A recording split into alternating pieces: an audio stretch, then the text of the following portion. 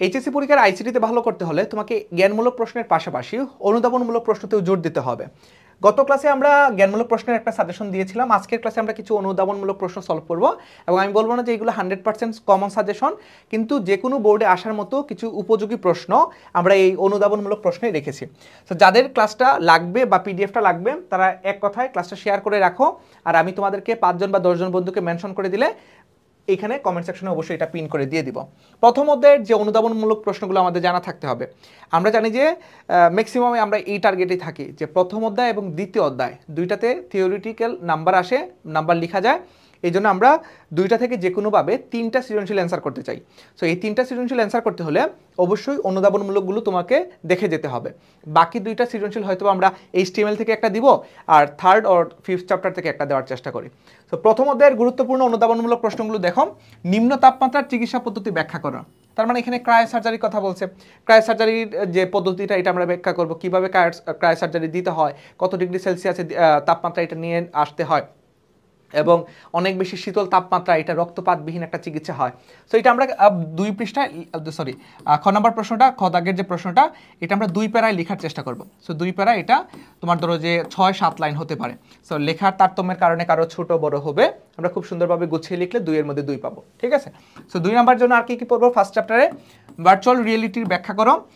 কৃত্রিম বুদ্ধিমত্তা এক ধরনের এক্সপার্ট সিস্টেম, এটা এআই এর কথা বলছে, আর্টিফিশিয়াল ইন্টেলিজেন্স বা কৃত্রিম বুদ্ধিমত্তা, যেটা বর্তমানে আমাদেরকে অনেক বেশি ম্যানিপুলেট করতেছে এআই, ঠিক আছে। তো এটা খুবই প্রাসঙ্গিক একটা প্রশ্ন এখনকার যুগে, সময়োপযোগী প্রশ্ন।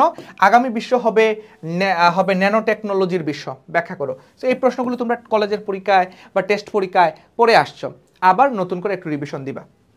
বিশ্বগ্রামের মেরুদণ্ড এই কানেক্টিভিটি, যোগাযোগ আর কি। এখন আরেকটা মজার বিষয় হচ্ছে যে এই সকল প্রশ্নের উত্তরগুলো কই পাবা। উত্তরগুলো পাওয়ার জন্য আমি তোমাদেরকে একটা সাজেশন দিয়েছি, বেশ বড় একটা সাজেশন। এটা পরীক্ষার আগে যে তোমরা যে 2 থেকে 3-4 দিন পেয়েছো সময়, এই 3-4 দিন সময় এই ফুল সাজেশনটা পড়ে গেলেই তোমাদের হবে। সো এটা পাওয়ার জন্য অবশ্যই আমাদেরকে পেজে মেসেজ দিলে হবে, আমি সাজেশনটা তোমাদেরকে পিন করে দিয়ে দিব।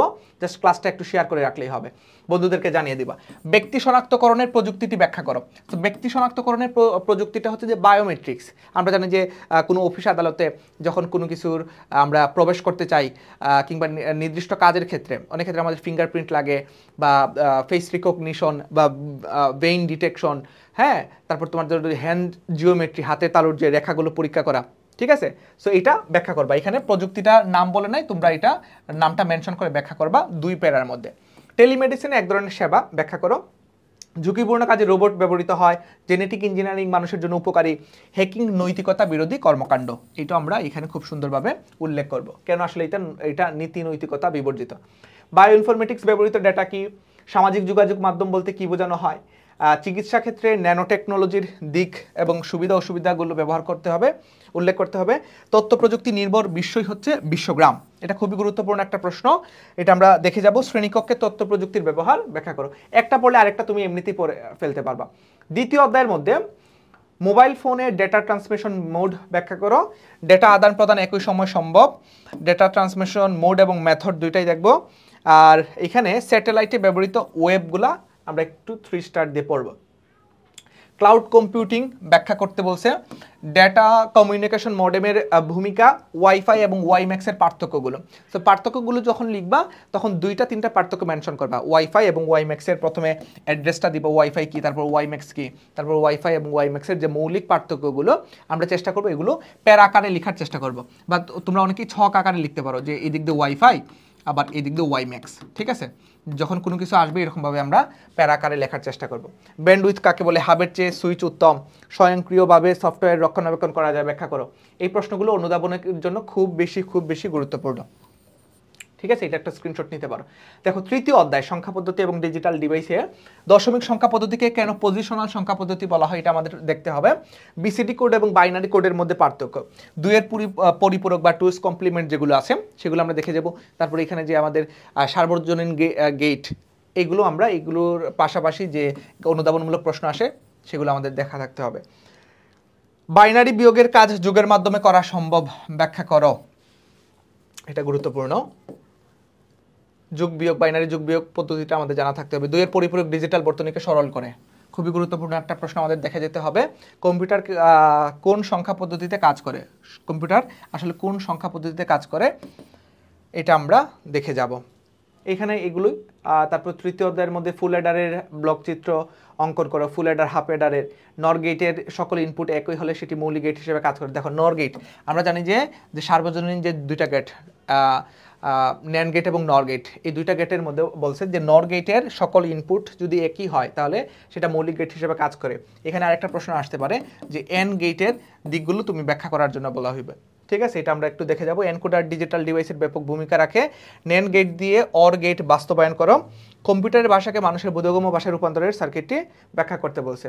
সো এন গেটের এটা হচ্ছে যে যদি কোনো দুইটার ইনপুট যদি এক হয়, মানে দুইটার ইনপুটের গুণফলটা যদি আউটপুটে মিলে যায় তখন সেটা হয় এন গেট। ধরো যে সাপোজ ইনপুট হচ্ছে 0, আবার এই দিক দিয়ে ইনপুট হচ্ছে কি, ইনপুট হচ্ছে 1, তাহলে 0 1 যোগ করে যদি দেখি গুণ করে 0 × 1 গুণ করলে কত হয় আউটপুট। আউটপুট শূন্যর সাথে যে কোনো জিনিস গুণ করলে কি হবে, শূন্য হবে।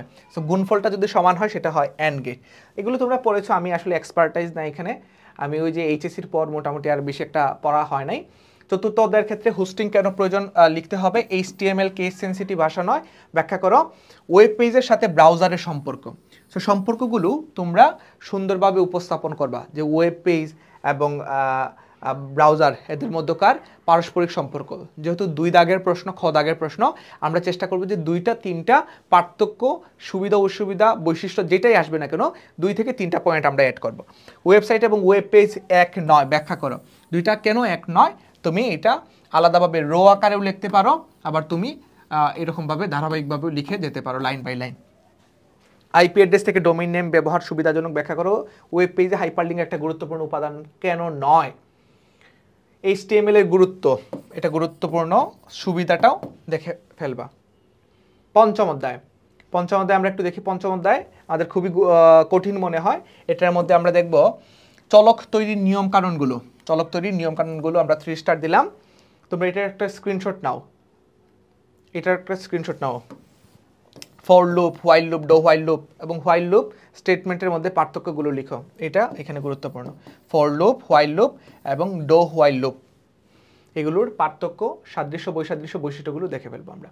তো এই ছিল আমাদের আজকের ক্লাস। এই আজকের ক্লাসের ফুল PDF এবং যারা জ্ঞানমূলকের ক্লাসটা পাও নাই, হ্যাঁ, এখানে কিন্তু বেশ কিছু জ্ঞানমূলক আমরা দিয়েছিলাম যে চতুর্থ অধ্যায়ের জন্য কোন জ্ঞানমূলক গুলো গুরুত্বপূর্ণ, তৃতীয় অধ্যায়ের জন্য, প্রথম অধ্যায়ের জন্য। সো জ্ঞানমূলকের ক্লাসটা যারা পাও নাই, ফুল ক্লাসটা শেয়ার করে কমেন্ট সেকশনে জানাও যে ভাই ক্লাসটার PDFটা লাগবে, আমি তোমাদেরকে PDFটা দিয়ে দিব।